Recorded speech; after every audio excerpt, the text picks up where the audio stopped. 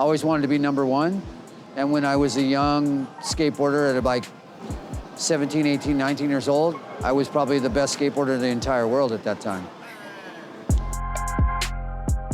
I started skateboarding when I was 10 years old because the neighborhood that I grew up in was near the beach. And so a lot of people that were surfers were using skateboards to cross-train for surfing. So I was attracted to the surfing culture at the beach, and then that led me to skateboarding. And back in the day when I was a kid, they called it sidewalk surfing. So we rode our skateboards on the streets, like in the neighborhood where I grew up. That's when I started skateboarding. Well, I wanted to be a professional surfer, really, first.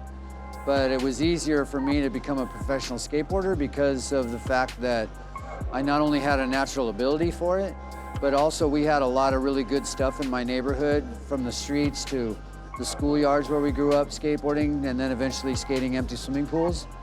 When I used to buy the shoes from the store that I lived by in Santa Monica, where I grew up, I always would make sure that they were the shoes that had the gum rubber sole on the bottom.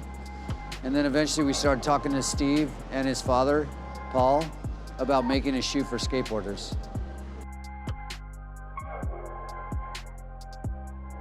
Oh, they're nice, they're comfortable, and they're nice, and they're stylish. They feel good to me.